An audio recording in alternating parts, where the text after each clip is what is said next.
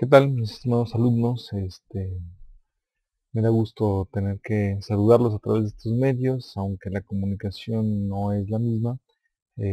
Vamos a hacer lo posible porque podamos tener una buena comunicación. Y bueno, como ya les había anticipado por los correos, parece ser que la huelga va a ser un poco larga. En consecuencia, tenemos que ponernos a trabajar de manera inmediata. Voy a hacer uso de esta clase de recursos, esperando que esto nos facilite tener una comunicación mucho más efectiva que solamente la escrita. Voy a estar haciendo alguna serie de videos y bueno, a través de estos videos estaré explicando algunas cosas. Ya saben que por YouTube los videos no pueden durar más de 10 minutos, así es que en algunas ocasiones habrá parte uno, parte 2 y en algunas otras ocasiones solamente tendremos los videos cortos, ¿no? Haciendo un par de aclaraciones, insistiría en este punto. La huelga parece ser que será demasiado larga, así es que necesitamos ponernos a trabajar ya. La información que me han dado desde Dirección General es que muy probablemente la huelga esté durando de 3 a 4 semanas, en el peor de los casos. Seríamos afortunados si la próxima semana se reincorporan las clases, no lo creo, de manera que tendremos que tener esto presente y bueno, pues si la huelga se prolonga tendremos que trabajar por este medio, ¿no? Los videos que voy a estar haciendo tendrán en muchas ocasiones el propósito de informar qué es lo que se tiene que hacer y en otras ocasiones estaremos explicando algunos detalles o estaré dando pauta a que ustedes tengan un poco de comunicación o de explicaciones más amplias de lo que voy a pedirles respecto a los trabajos. Y bueno, casi siempre al finalizar cada video les estaré entregando alguna actividad que hacer. La actividad me la tendrán que mandar por correo y una vez que llegue a mi correo la estaré revisando y bueno, si trabajamos en esta dinámica un buen rato, eh, esta clase de trabajos va a permitir que ustedes ya tengan de entrada una evaluación. Así es que sin más ni más, pues vamos a comenzar, ¿no? Comenzaremos con nuestro primer video que tendrá que ver con lo que nos quedamos en la última clase, ¿no? Bueno, nuestra última clase, hasta donde recuerdo, estábamos viendo las características de la ciencia y estábamos también viendo las características de la filosofía. Les había explicado que filosofía y ciencia de entrada tienen más o menos los mismos objetivos. Ambas intentan explicar la realidad, nada más que la diferencia radica en el cómo se hacen. Una de las características más importantes de la ciencia es que todo conocimiento científico puede ser comprobado. En el caso de la filosofía, por fortuna, como se los dije, o por desdicha, no contamos con laboratorios, a los filósofos no nos interesa comprobar, nosotros no comprobamos, de manera que, bueno, la filosofía va a tener otro tipo de características. Mencionaríamos básicamente tres características propias de la filosofía. La principal es que la filosofía es crítica. La segunda es que la filosofía es reflexiva y la tercera es que la filosofía es totalizadora. ¿Qué debemos entender por crítico? Bueno, si en clase les hubiera preguntado a ustedes qué debemos de entender por crítico, seguramente me hubieran dicho cosas parecidas a que eso tiene que ver con criticar, con juzgar, ¿no? Si de manera puntual les hubiera preguntado en qué consiste el verbo criticar, en su lenguaje me hubieran dicho que es soltar el veneno, aniquilar, destruir, cosas parecidas.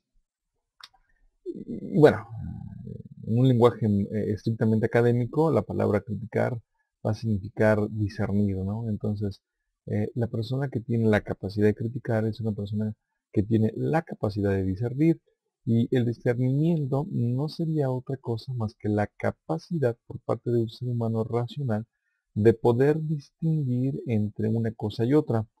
Vaya, pensando en la vida cotidiana, si de repente algún profesor les dice que la huelga A, B, C y D, y ustedes no tienen la capacidad de discernir, eso significaría que toda esa información la tomarían como verdadera sin más ni más. Una persona que en consecuencia tiene la capacidad de discernir, que tiene la capacidad de criticar, seguramente estaría siendo precavido con esa información en el sentido de poder considerarla en alguna medida falsa. Vaya, esto es estrictamente lenguaje académico, pero ni siquiera se los tendría que estar diciendo de esta manera. Ustedes ya en la vida cotidiana sí son capaces de poder discernir quienes les mienten y quienes no. Por supuesto, no es una capacidad que todos tengan y además no es una capacidad que tengan 100% desarrollada, pero en algunos casos ustedes ya saben discernir.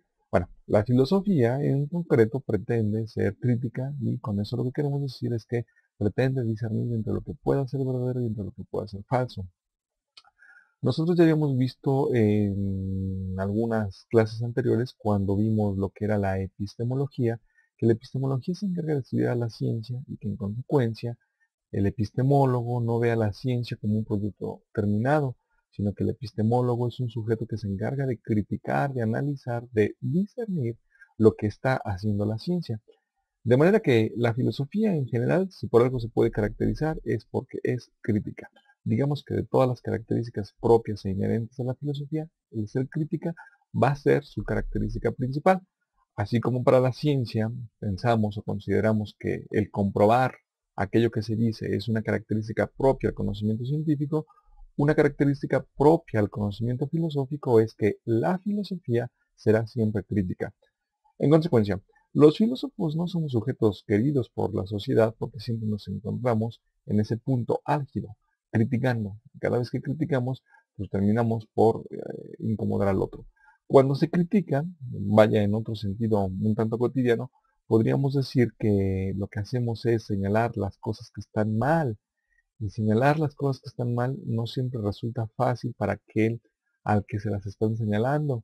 Entonces, si de repente los filósofos se encargan de señalar lo que está mal en la religión, mal en la educación, mal en la política, pues es un hecho que no nos es un hecho que no nos tienen en el mejor concepto. Sin embargo, tendríamos que considerar que hay básicamente dos acepciones o habría dos formas de cómo entender lo que significaría criticar. Hay quienes aseguran que existen críticas constructivas y hay quienes aseguran que existen críticas destructivas. En este esquema, tendríamos que señalar que una crítica constructiva es aquella que señala lo que está mal para que aquello que se está criticando pueda ser mejor o pueda mejorar.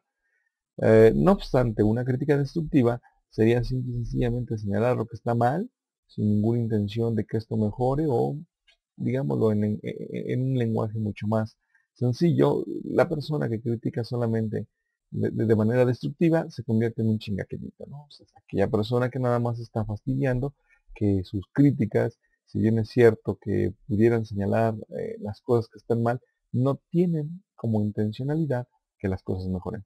Digamos que en sentido idealista la filosofía sería siempre o estaría la filosofía siempre utilizando una crítica constructiva, misma que le permitiría ofrecer